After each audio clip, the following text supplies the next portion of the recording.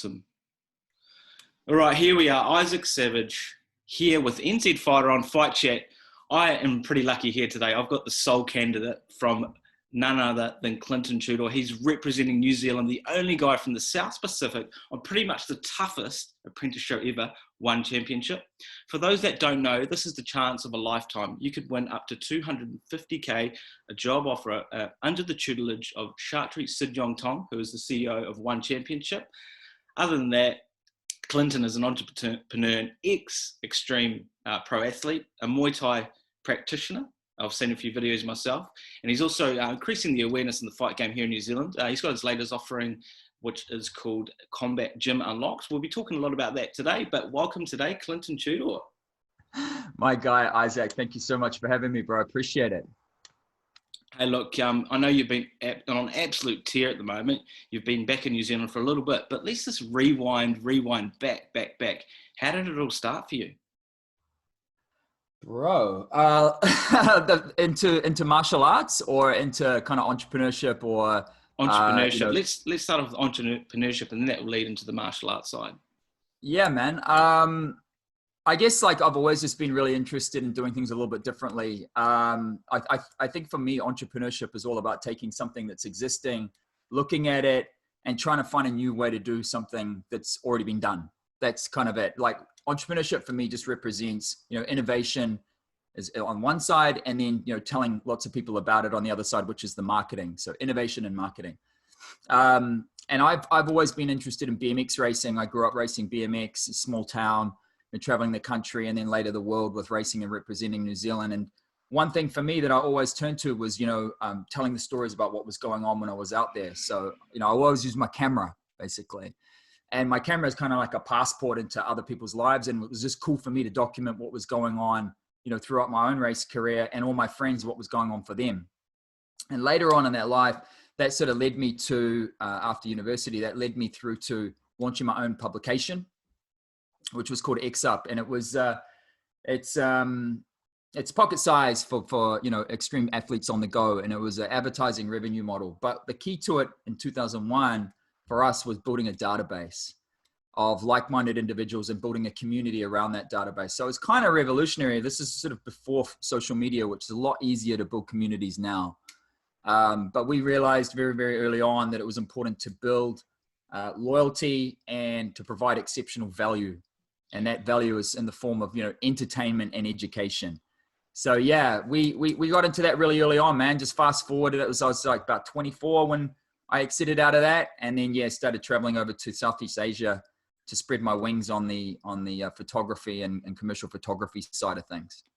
Going back to that with the competitive, like what level did you get to with BMXing? Was it sort of worlds, golds? What was the highest achievement you'd say you got in BMXing? Well, BMX at that time was like pro amateur, like in the States was the only place where you could really like earn a living from BMX racing. And this is obviously pre-Olympics. So BMX debuted in the Olympics in Beijing and then went to London and then Rio.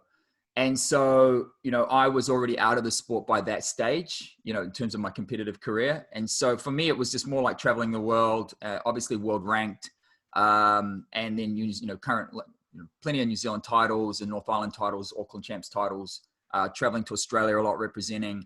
That's where the scene was really, really strong. And we'd have Americans come down here for Pan Games and Pan Pacific Games. So that's pretty much the highest level I could get in terms of amateur. And then when we got a bit older, after 16, you can race pro-am, so you start racing for money. So really, really cool career, really, really fun. A lot of great friends, a lot of awesome memories. Definitely something that is something a bit different. Most people like, what? BMX racing? What the hell is that? What's going on with that? But for me, BMX racing is really cool. It's very similar to the fight game, bro. It's just like you and your skills, testing yourself against other people. And at the end of the day, you're responsible for your win and you're also responsible for your loss. So it's the highest highs and the lowest lows. Yeah. I was going to say too, it's quite high octane. I mean, it's from the get-go, you've got to go, it's you against them. And that's probably why you're so competitive, right? I know that you're very competitive then, but now in business, would you say that sporting pedigree helped you in the business world? Yeah, I think there's a lot of crossover from doing well at BMX or doing well at sport and then entering the entrepreneur space. But the only caveat I would say to that is when you get so good at one thing and your whole identity is wrapped up into that one thing. And for me, you know, having a huge accident, breaking my femur, it's pretty life-threatening. I had to have 2 surgeries on it. I was literally out for 4 years in a slow build recovery. When that happens to somebody whose whole identity is wrapped up into that, all of a sudden you start questioning who the fuck you are. And I think that's a real danger. And I think it's something that we we don't really talk about too much in sport, right? Like it's kind of almost this fall from grace where your whole world is wrapped up into that one thing. And then all of a sudden it gets taken away from you. And if you don't have other legs to fall on, I sort of attribute it to like a table, right? You know, you have your family, you have your friends, you have your sport, and then you might have your health and well-being, or you might have your spiritual aspect. And if one of those legs gets taken out, you know, you need to have these other legs to hold you up. Well, I was all in, right? And so going back to that competitive nature, it's all or nothing for me. So I was very much all in. And then when this got taken away from me, I almost plummeted into quite a dark space. You know, being told, no, you can no longer do what you love because you just pose too much danger to yourself. It's too much risk to yourself now. And BMX is very unforgiving, man. Like you need to be 100% on. You can't question yourself in any little way. That was a very low point. That was a very low point for me. Was it through competition that happened? Boom, snapped. Then you're out. What actually happened? Yeah. It was in racing, man. Like where I was racing I don't want to go into details of what happened, but basically I had a huge accident on the track. Had to, you know, literally a trauma scenario. Had to be stabilized, had to be taken to hospital, you know, multiple surgeries to reconstruct it. It was a complication in the knee.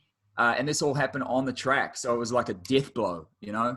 And these tracks, man, they're like, they're not in the city, you know, they're out in the countries. That's kind of where they put these BMX racetracks. And it takes a long time for services to get you. Obviously, they've got like a Red Cross kind of scenario, you know, on track, but on track side, but they're not qualified to help you, you know, when you're in extreme shock or pain. Like they can't even give you Panadol. You know what I mean? They're there for the bumps and scrapes. They're there for the grazers, and bless them for being there. But you know, that's not medical attention that you need in that situation. So yeah, it was pretty scary. Cool. And then, you know, getting myself into hospital took, you know, I was in there for, you know, like 9 days in the first instance and then got let out. And so, yeah, it was a very challenging time, man. Very, very challenging time. And that's something that I would like to, you know, I'd like to make a point of, you know, when you do wrap your whole identity up into something and it gets taken away. And if you don't have other things in place to kind of level you out, you can put yourself in a pretty dark situation pretty quickly. So you need a lot of support around you when that sort of thing happens. With going through that, obviously you had a lot of time to reflect. Like you said, you talk about your identity. You wonder what you're going to do next. You know, being from that competitive nature and having all these ideas and built something, is that when you started to plan? Like when you got out of that dark space, when did you start going, hey, I'm going to do this, I'm going to do that? Was it halfway through? Or even from the get-go? Or was it near the end of the whole process? Sorry, I didn't get the question. So when you went through this whole injury and you're going through the recovery, what got you through? Was it the people around you, your mindset? And what actually... look, yeah, 100%. The support of the people around me. Like that's key. Without the support of the people around me, there's absolutely no way I could have got through that, you know? And that's dealing with that at the time, because you're just constantly questioning yourself. You know, I'm a dad, you know, so I need to provide for my daughter. I'm running businesses. I can't physically do that. I'm literally on ACC. I literally can't walk. You know what I mean? I'm in constant pain. I'm in like mad pain management. So my moods are up and down, up and down. And without the support of my partner and my family and my friends and my community around me, all the BMX community rallied around me to get me through that and sent me a lot of well wishes and paid me a lot of visits and attention. And that's really kind of what made me go, oh my God, thank God for the community aspect of what I was doing, because without that, like, there's just no way I could get through this. Right. I don't know many other people that have gone through similar scenarios like this, but I'm sure there's countless stories. And I think the biggest thing that you can appreciate is just that support of friends and family. And I think you really, really need that at times like this. Now, when you first approached me about training somewhere, I actually didn't know your backstory. I think you approached me years ago saying, "Hey, what's a good gym to go to?" I think you brought it up in some sort of conversation. And if I'd have known that you'd gone through that, I don't know if I would have even suggested Muay Thai training. And some people would have called you crazy. What made you? Obviously that's so inspiring to come out of that situation. But then to say, "Hey, I'm going to try a new sport, one of the most extreme sports in the world, Muay Thai." Did someone recommend that to you? Was it yourself? I mean, how did that even start again? Yeah, cool story, man. I think everybody has a different story here. Like for me, coming out of that, cusping on the 3-4 years of recovery, and literally what I was doing that whole time in terms of sport. Like I'll give you an example. I wouldn't take my shirt off at the beach for like two almost 3 years. That's to tell you the odds honest truth. I was too shamed because I was kind of, as I say, wrapped up into this identity of being this one thing, which is just this machine that wins. And then that gets taken away from you. Obviously, I can't train the same way that I used to. I can literally have to teach myself how to walk again. And, I went downhill. Like I just really, really went downhill. And when you have this type of thing happening in your late 30s into early 40s, because obviously I raced at a very high level when I was younger. Then I took a big sabbatical. Then I came back to racing as an amateur, what we call masters class, which is fiercely competitive, man. Yeah. It's like all the old pros, they get together again, to go racing on the weekend, to smash each other up, basically. And that's the class that I was in. And that's when I had this accident, right? And so, just to fast forward on that, like, recovering from that, I wasn't in a good shape. I wasn't in a good shape. I had a very low self-esteem. I didn't want to be around fitness people. Being around fitness people made me feel like agitated and, inadequate, even though I came from this background. Now I couldn't do it. My body had gone. Like I weighed 82 kgs, man. And I walk around at like 68 and I fight at 65. Well, I was going to say, like even your videos now, I don't actually see much of the top on. You love getting the shirt off. Yeah, well, that's it. You feel awesome. good. You express yourself, and you feel good. And when you feel good, you're more likely to, be of service and to help other people, right? But when you're not feeling good, you don't have that capacity to be able to share that with other people because you're just so caught up in yourself. And so for me, coming out of, I went and had this big meditation, 10 days of Vipassana. And my partner, Zlata, she had already been training with Richie Hardcore and the team at Team Hardcore for about 3 months. Prior to that, right? And I was like, what the hell are you doing? I actually just thought literally she'd go there, do a couple of trials, do like a week trial or something, and she would be like out of it. And she'd come back, bro, like with bruised shins, sore body, having to jump in the bath, with Epsom salts and rub downs and everything. And I was just thinking, what the hell are you doing? Stuff that. What the hell are you doing? And I'd met Richie a couple of times, just through media stuff. I used to do a lot of work with Metro Magazine, and still do. And I would see him out, we'd be doing things and we'd catch up and talk. And I'd be like, this tattooed dude, what's he all about? Kind of thing. And she'd be like, yeah, it's great training. I love training with Richie. I was like, fucking crazy. Are you serious? And so I was thinking there's absolutely no way. But anyway, fast forward, I came out of this Vipassana retreat, this meditation retreat. And I said to Zlata straight, it was one of the first things I said to her. It was like, I think I'm actually going to give this thing a go. And it was Beautiful. Early Jan or mid-Jan or something, and classes were going to start up again for Richie. And I took myself in there, and I mean, bro, I had no skills, no fitness, zero confidence.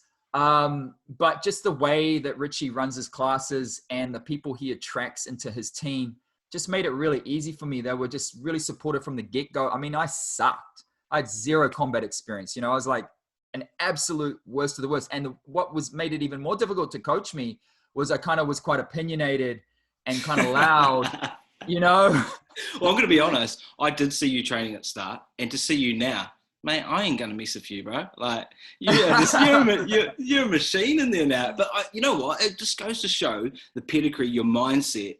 And I think like being so competitive and so driven and such a like sort of hard-nosed will, it just goes to show that the mindset's there. it doesn't die with you, eh? Yeah, no, I appreciate that, man. Like, I really do. I think what martial arts has given, it's like a therapy for me now, the way I look at it. And it's given me more than just like a way of life and a way of doing things and a way of handling the stresses of daily life. Like, I really wish I'd have found this earlier. Because if you think about BMX racing, you know, it is just you. It's very factory. It's very trick. It's very technology driven, and it's very, you know, every inch, every centimeter matters, you know, like it's very performance driven. And there is a lot of pressure to perform. Like, you're only as good as your last race. You might have a 1 on your plate, but like literally all these dudes behind you want to smash you, you know. And as good and as friendly as we are off the track, on the track, like it's fierce. I bet. And a lot of ego gets wrapped up into that. So I kind of spent my whole youth, you know, these very formative development years, just wrapped up into dominating, and just like that's all that mattered, rather than seeing the whole, you know, the sport aspect of it, which is, you know, fairness and sportsmanship and caring and community. And that's something that kind of maybe was sort of missing for me. And I've managed to get that from our combat community, because it's so accepting. Like, you can go into the combat community because you don't get access to the community at first. You're just training at a gym, you're training a local club. And it's like when you start going and supporting your teammates who are on cards. Like, I remember my first show that I went to was Tony Angelov's Art of War. It might have been like 9 or something. I think he's up to 13 or 14 now, but it was one of the, you know, 9, I think. And we had 3 fighters from our team on that card. And I went there, and obviously I had my camera, so I was like taking photos of just our team. And all of a sudden I kind of felt like, oh, people come up to you, they talk to you, especially once the photos came out, right? Oh yeah, that was great shots, man. Really love your shots. And people coming back and feeding back and just being really supportive and just being really warm. And it's like, I was like, whoa, what is this scene? I don't know these people, but they're really cool. They're coming up. And I just started reciprocating back, and just started growing, I guess, you know, friendships and relationships through the sport. And the more and more I've sort of gotten involved with it, the more and more I really start to unpack what it's all about. And so for me, it's Muay Thai practice, actually training martial arts and going and training, is just like, it's a therapy. It's a way to keep me kind of on the straight and narrow and kind of humble and, you know, in the zone. But the community at large is like a place for me to kind of experiment and share ideas and just be collaborative. And it's just been really, really cool, man. It's been an amazing journey. And for me, it's been 3 years, but I wish it had been 30, you know? Oh, I think you described it beautifully. And the fact that, you know, it's so accepting, no matter your background. You could be a lawyer, you could be a gangster, and you rock into a gym, but as soon as you rock in and everyone starts hitting the pads, whatever you've gone through just sort of dissipates. And like you said, they're accepting. They would treat you like family at City Liga, and obviously they have. Yeah, 100%, man. And what I really like as well, something about Richie that I really appreciate is, you know, he doesn't just rest on his laurels. Obviously, he's had a fight career and everything, but, you know, in a pre-pandemic world, you know, he would travel to Thailand, take his team over to Thailand regularly to get that knowledge, you know, to get that skill set and bring it back to the team and then retrain it. And the other thing as well is, like, he would go sparring with the boys at City Kickboxing and go sparring with the other boys, you know, and bring that skill set and that knowledge and bring it back. And that's really inspiring, you know, like that inspired me to travel to Thailand. That inspired me to go to other gyms to work with other coaches to try and get more expanded knowledge and bring it back. And so, you know, I think it's just really cool to be able to sort of see the patterns and how the skill sets kind of get pushed along. And go ahead. Going to Thailand, how was that? I know you had amazing training here at Richie, but what was it like going to the home, and what gyms did you train at? Yeah, I trained at Koh Yat Noi. I went to the small place off Phuket, man. I didn't want to go because obviously I'm running a business and I'm like, you know, for me, I wanted to have escape. I didn't want more stresses around me. I wanted to just focus on the skill set. And so that girl Sylvia, she's got that Patreon channel. Yep. She interviewed this guy, this trainer. They call him the mini Mike Tyson.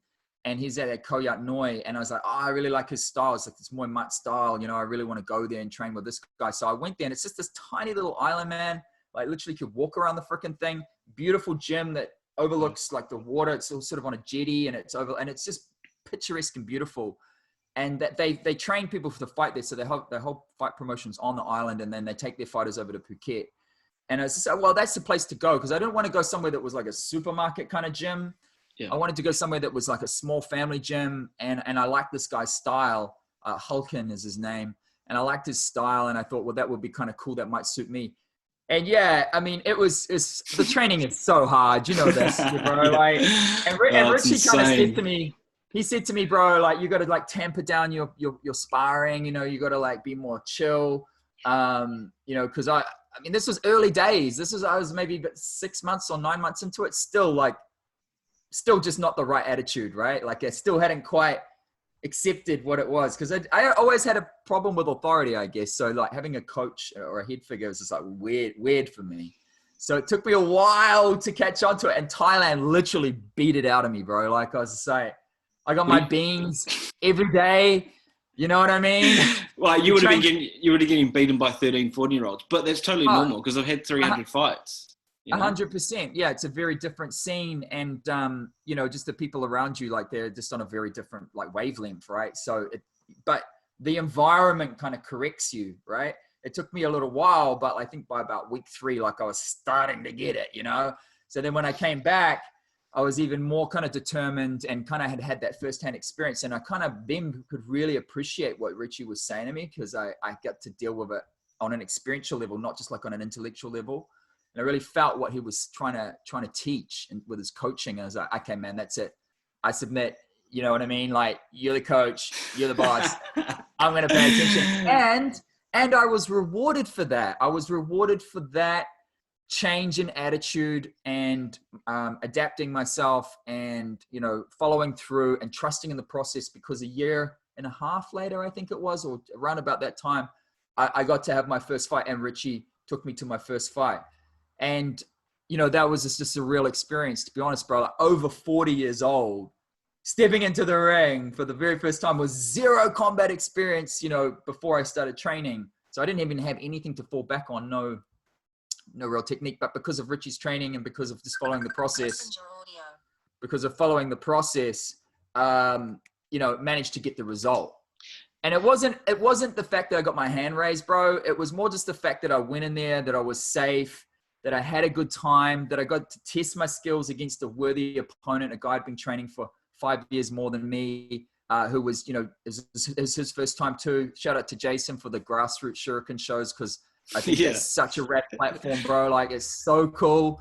And you know, have the weigh in the night before, and you know, the whole experience with all the crowd there. He had a lot of supporters, man, like a lot of supporters, because it's his home gym. But I felt a lot of support there too. You know, I had Alex Porter representing us from City Liga. He was there, you know, we're taking photos and stuff. And yeah, it was surreal, bro. It was like super surreal. And I pretty much gassed in the last round. You know, I tried, but I gassed.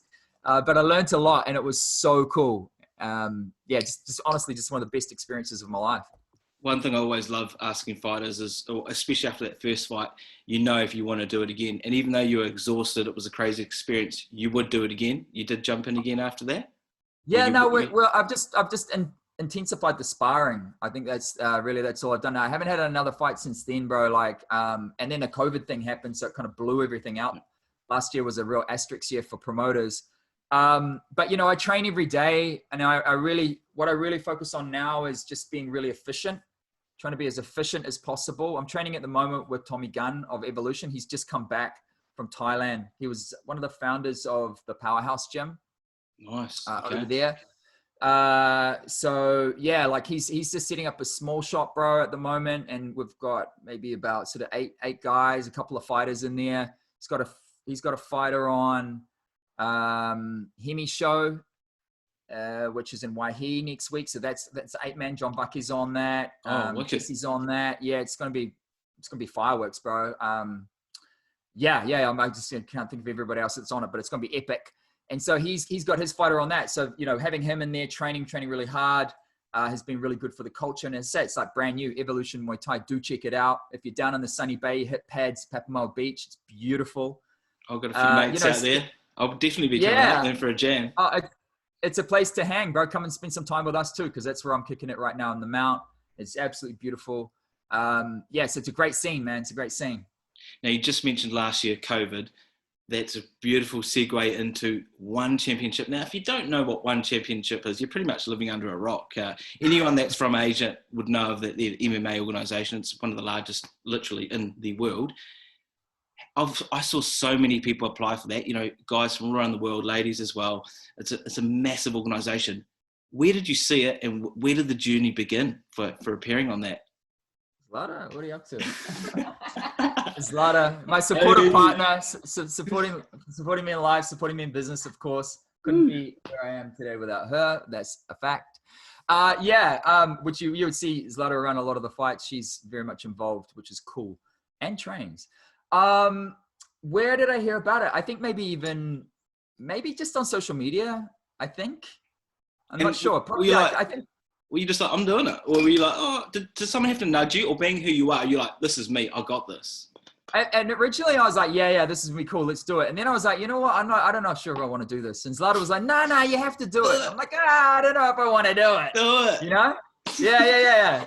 That's what they say. Behind every good man is a even greater woman. So full credit, bro. Like she sort of helped push me through those barriers. And, I was like, okay, you know what, let's do it. And we didn't just sort of pull the camera out and start shooting. We actually kind of went through, we did a big research. Obviously I'm a fan of ONE Championship. I think it has the best Muay Thai fights. Hands down. Yeah. Yeah. And understand that, ONE Championship is more than just ONE Championship FC or ONE FC. It's, it's esports. They've got an entertainment stack that they're rolling out now. And several other properties that sit underneath it. Like it's, ONE Championship Party is one, but then they have obviously multiple revenue streams and other businesses underneath it. So I was just, and Chatri obviously has his Evolve gyms all across Singapore. Yep. I just thought, wow, that's amazing. What an opportunity to learn from the best. And then when I seen some of the CEOs come out, I was like, wow, just to get around those guys, to be, in the same room as these titans, obviously I'm going to learn something. It's not about winning for me. Like it's all about learning. And I sort of express that a lot in my content. You'll see on my Instagram. So I just figured, this is a cool opportunity. So I jumped in there, man. We filmed this. We did a little bit of research. We sort of got some key points that we felt that we needed to hit. And you had 60 seconds to kind of pitch yourself, and elevator pitch. Explain why you should be the one, right? And, I stole something from Richie, or borrowed something from Richie. I said, fighting saved my life, because that's true. I sort of talked a little bit about like winning hearts and minds of millions, because I know for a fact that ONE Championship has like huge, lofty goals, and they do have massive, massive goals when it comes to viewership.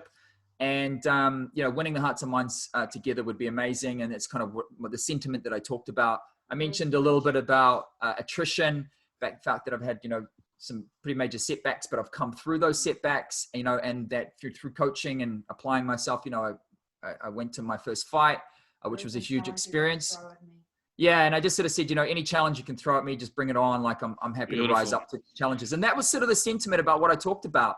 And it got the attention, man. Like at first I was like, I just forget about it. You know what I mean? Just because literally they had thousands and thousands and thousands of applicants. From all over the world. Yeah. You're right. They had thousands of applicants, man. And, it's a big deal, $250,000 US job offer, and get to spend a year with Chatri himself in the company, in the environment, which he Amazing. Then, to be his protege is huge.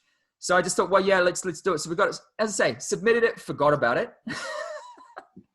And then submitted it, forgot about it. Just, as you do, you don't dwell on these things. And then I think it was a couple of months later on their social channels on Instagram and other channels, they used myself and a couple of the other candidates who actually made it.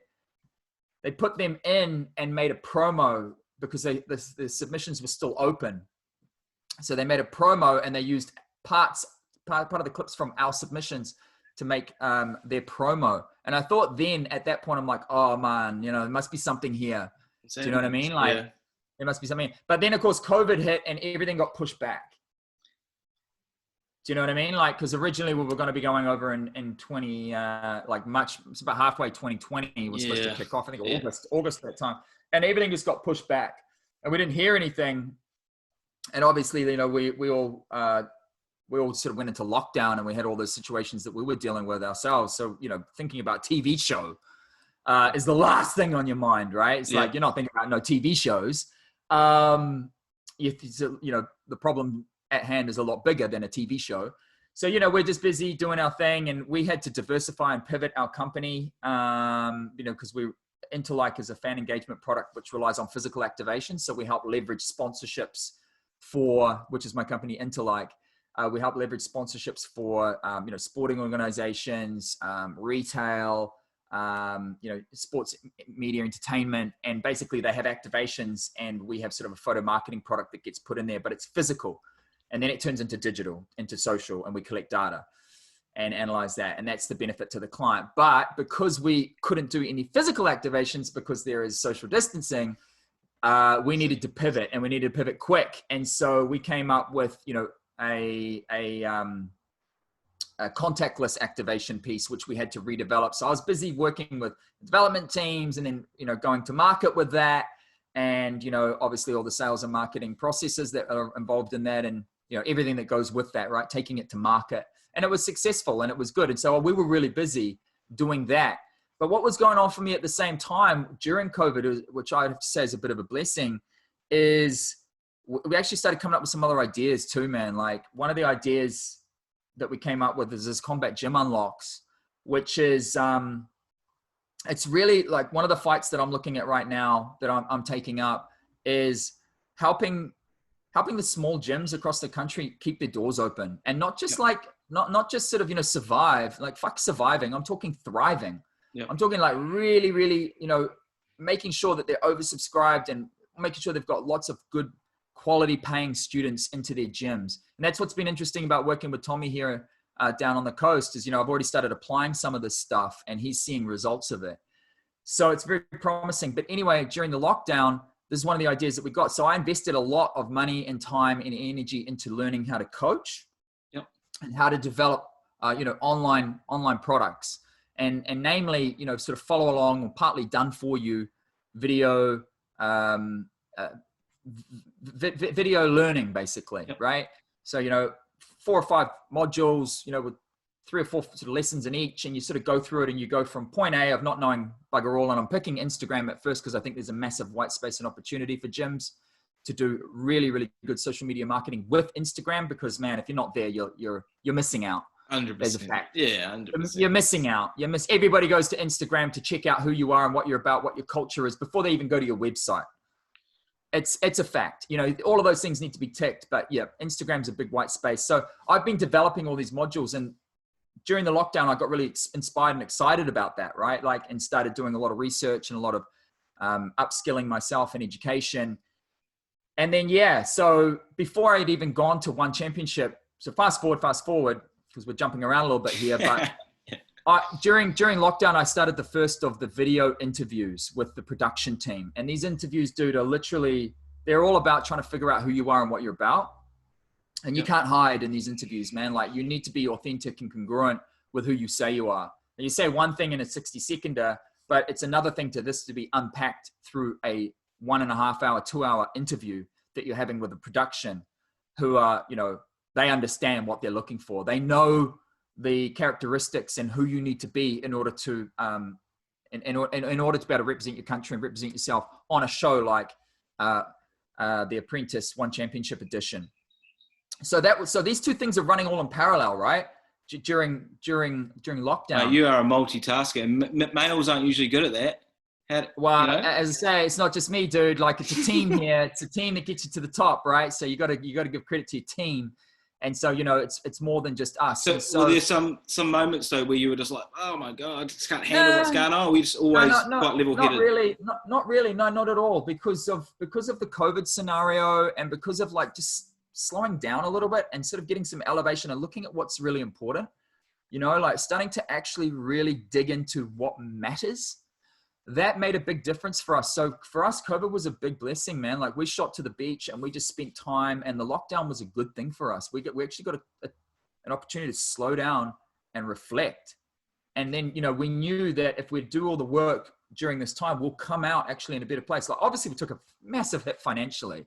Everybody did. Mm. Everybody shrunk down, like all, you know, the Netflix went, this went, you know, shrunk down the phones, every possible way that we could save, we did. And, you know, but we didn't retract in the sense of our learning. Like we invested into ourselves and we invested into opportunities. And there were a few other things that we tried too that didn't succeed. They just didn't get traction. However, the One Championship opportunity came off. Obviously I went through these interviews and they were like, yep, you've got a place. But run us through who called you and what were you feeling when they made the call and they said, you made it?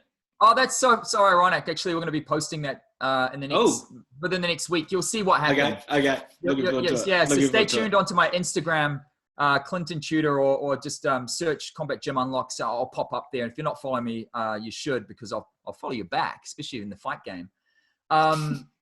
Just a little what's up there. But yeah, I post a lot of Combat Gym content up there. So yeah, do stay. I'm looking forward to that, because all the Kiwi fans, we've got such a long wait for it. You know, March it comes out in Asia, and then June. Streaming. There'll be streaming. So yeah, stay tuned to the details for the streaming as well. Obviously, I'll have a bit of a closed link for that. So yeah, you guys will be seeing it. Trust me. Get the exclusive all on your page. Yeah. There are options, bro. Don't have to wait till June. So yeah, that's a little cat out of the bag. I don't think we can, mate. I mean, it's incredible, right? I mean, the journey. Is there anything that, you know, what's next? I know it's, we've covered a lot. You're obviously on the Apprentice. You've got Interlike. You've got the Unlocks or Combat Gyms Unlocked. Is there anything else on your plate, or are you just trying to charge through the year and keep that all going and just work on yourself? Yeah, well, the big mission is, you know, supporting the coaches and the local gyms, right?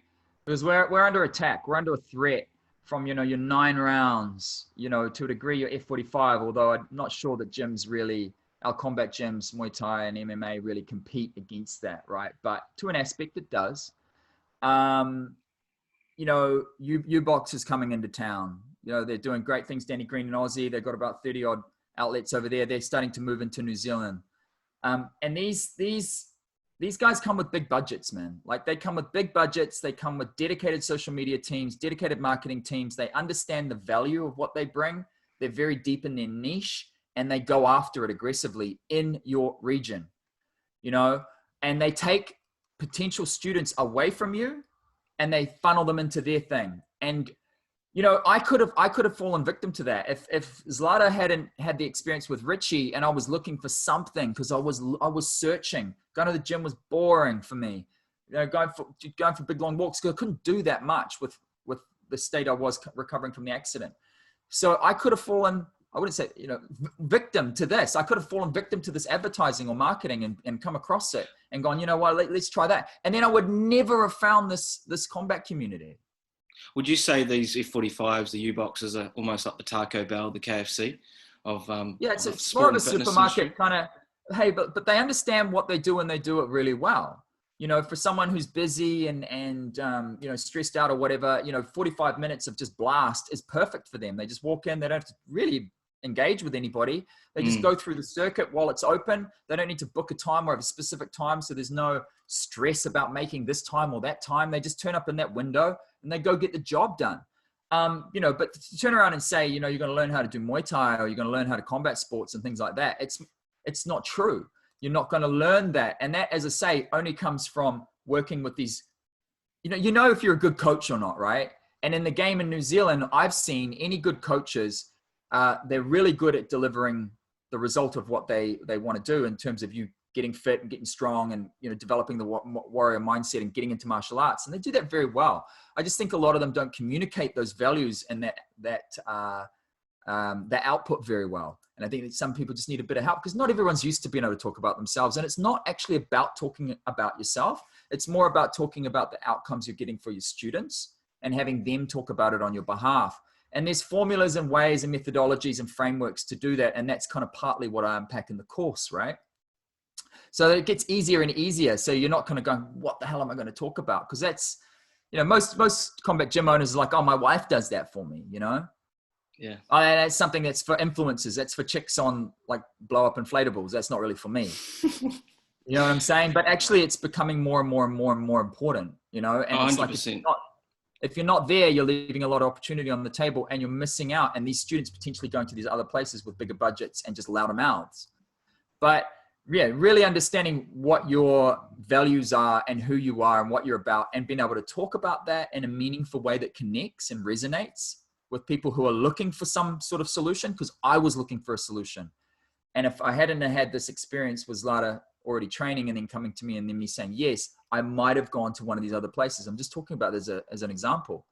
So what I'm really, you know, the fight I've picked is helping these coaches to, you know, be able to speak about their values in a meaningful way, using the technology that's available, and crafting the stories that actually resonate to get potential students interested, and then helping them to be able to get them to become students. And then those coaches can work that magic, right?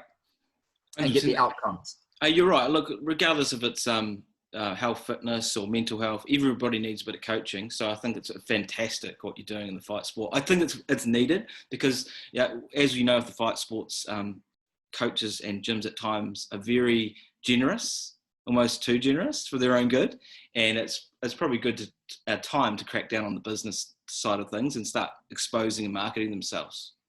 Yeah, look, I completely agree with you. I think that would be a fair comment. And look, it can be very uncomfortable for these guys, right? You know, they're like, oh God.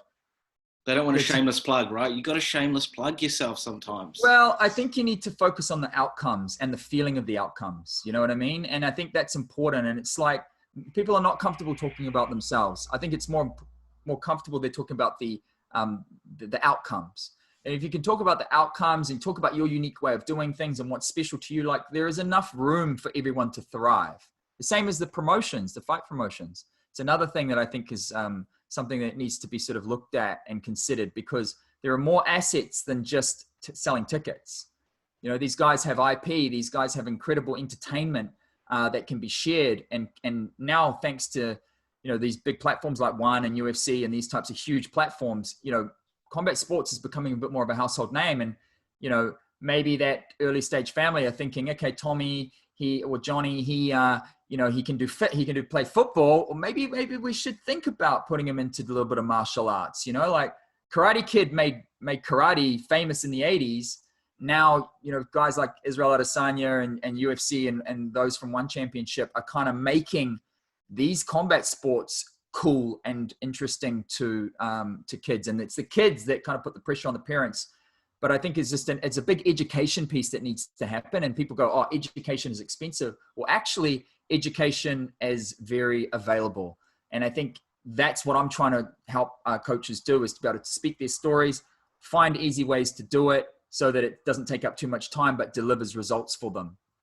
And I think that's a massive opportunity. And that's something that I'm really passionate about, you know, trying to solve for these guys. And especially in New Zealand, man, like, we just have such world-class fighters, such world-class coaches, such huge legacy. And I think, you know, it's a shame to see gyms closing their doors in small provincial places, or, you know, little pockets of Auckland. Like, why is that happening?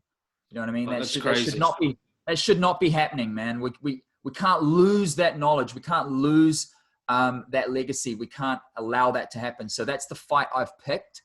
And that's something I'm really passionate about doing. And of course, it's not just me. People go, oh, how do you do all of this stuff? It's because I've got a team, and I work with a team, and I can kind of scale the unscalable, or scale myself as much as possible. But there's a lot of my DNA and all of this stuff. And you'll see, you know, I'm really passionate about solving that problem. Oh, mate, it's been amazing having you on board today. And to make it out of 25 million, I'm going to include Australia. I'm so glad you got one up over them. That's absolutely incredible. We can't wait to actually see that here in New Zealand, and, you know, everywhere else across the globe. Final shout outs. Where's your Insta? Where's your website? When can we see The Apprentice?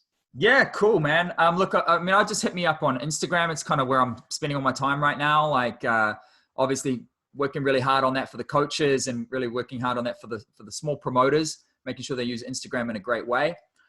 So hit me up on Instagram. That's Clinton Tudor. That's ClintonTudor, or Combat Gym Unlocks. You'll see me there. It's all in the same plug. And yeah, I've got a website. You've got my just like photography portfolio over there. But on the link tree and Instagram, you'll see all the services that we provide. And Combat Gym Unlocks is going to be coming out really soon. Actually, this month, we're just putting final touches on it. A few coaches have already had access to beta, so they're already getting results. But if you want to jump on there, just fill out want to get involved early and get some of the pre-release stuff. I've already got some content there available, so I'll unlock that for you guys. And look, I'm really excited to get on the road with this and really start getting to coaches to get benefit from it. You know, like that's the fight I'm picking. And look, I really appreciate what you guys are doing, by the way. You know, Fight News is really important. We don't have enough of this coverage. You know, so it's really important to sort of tell stories about our local fighters and what they're doing, where they're from, what their passions, what their motivations are, because their experiences can translate into business. Their experiences can translate into daily lives, and we can become better humans as a result, right? So at the end of the day, it's all about looking after our communities. And I think you guys are doing a great job over there, bud. Mate, love it. And I love working with you and having this chat today. All the best for the ONE apprenticeship. Keep us posted. All links will be in the bio. Thanks so much for coming on board today, Clinton Tudor. When is this coming out, man?